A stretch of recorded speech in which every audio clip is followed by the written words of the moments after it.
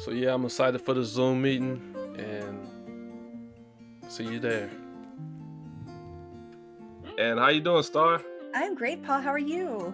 Good. How was your day? How's everything going? It's been so good. It's beautiful here. It's because we can learn from each other, and I hope the audience takes this as valuable information and like everything goes smooth. So quit when she found her life purpose. How you doing, Jenna? Hi, Paul. How you doing? Thank you for bringing me here on your platform. I'm so glad. Thank you. What y'all do now, like with podcasting? Yeah, no, it's amazing. I mean, we can see already some of those themes of like commitment and at such a young age, and like you've had this adversity, and yet it's not stopping you. You're still getting out. All right, what's up, everybody? How's everybody doing? How do we know our viewers here? Folks, leave your comment section. And the Queen is here. How you doing? Hello. You're hilarious. I love that you call me the Queen. It's adorable. I'm excited to talk to you today. Glad you keeping busy and keeping them podcasts rolling. Yeah, like Farty, what are the most problems in relationships like that couples deal with? Like I could tell a lot, but like what are some of the problems they deal with? All kinds of issues. Yeah.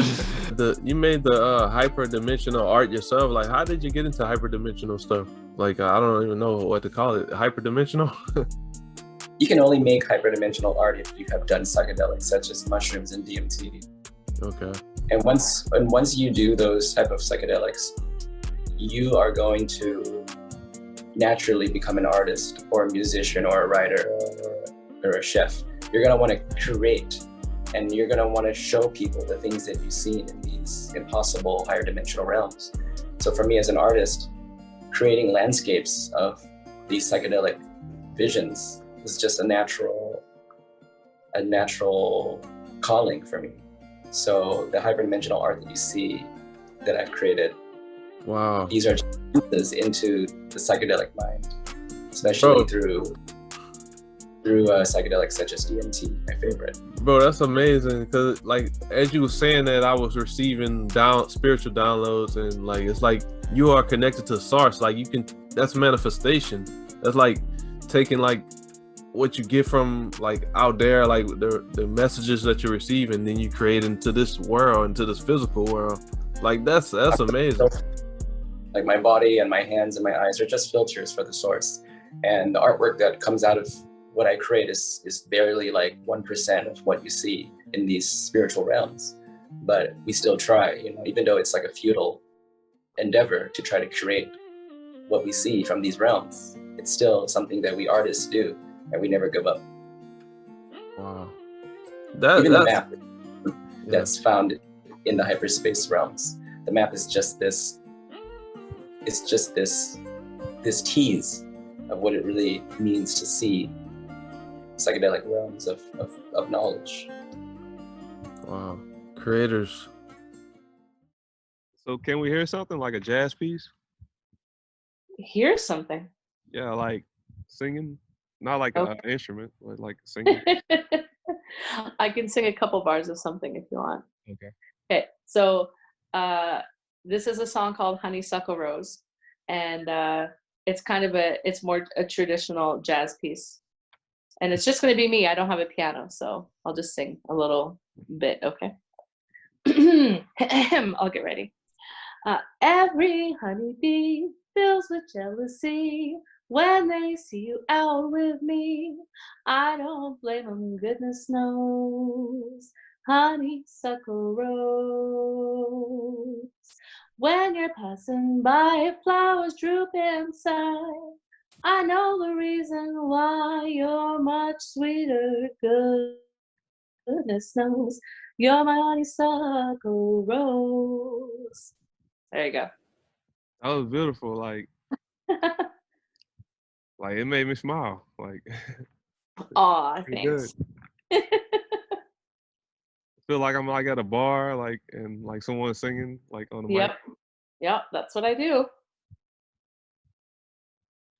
Yeah, and a lot of what we do is sing at bars, and because that's what the music was, right? Jazz for But before radio and before recordings, you had to go to the bar to listen to music. And so it's a very social music, right? Nowadays, sometimes for the bigger concerts, like Michael Bublé or something like that, you will go to a fancy concert hall and you will sit in a chair and you will listen to the concert. But most jazz shows nowadays are bars, and you're drinking and you're talking and whatever. So yeah. Shout out to Paul Miller and the Free Time Free Spill podcast. He had me on his show. My name's Eddie. I'm with TBD Network, host of a couple different podcasts. You can find us at anchor.fm/TBD-podcast. But this is about Paul. Paul is an energetic, enigmatic, very driven individual who's constantly looking for knowledge, constantly looking for patience, constantly looking for more light.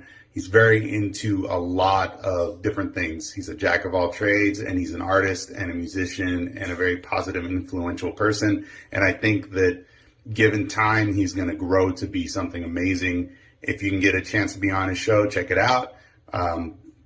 Just a all around great guy. Check him out.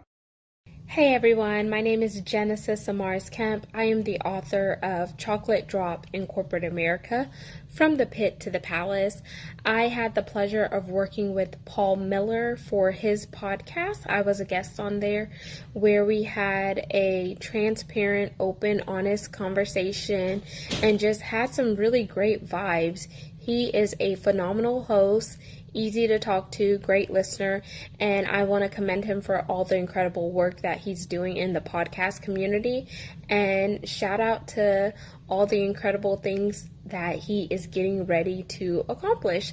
So signing out, Genesis Amaris Kemp. What's going on, everybody? It's your man Hans Nobi, music producer / A&R, here to talk about my experience on the Free Spill podcast with Paul Miller. It was pretty cool, man, honestly. He called me right after I dropped my album Drive Fly last year, which I dropped during the pandemic, and it just took a life on its own. It just grew. So he took the liberty of reaching out to me, and on the interview, he did a great job asking very insightful questions. I could tell he was engaged, and I could tell that he really wanted to know the process of becoming an A&R, but also being a music producer as well. And man, that really meant a lot as a creative. So much luck, much love. Whenever you get a chance to get on that podcast, definitely do it. It's a growing community, and yeah, man, that's pretty much it. That's it. Shout out to Paul Miller. Much love. Yeet.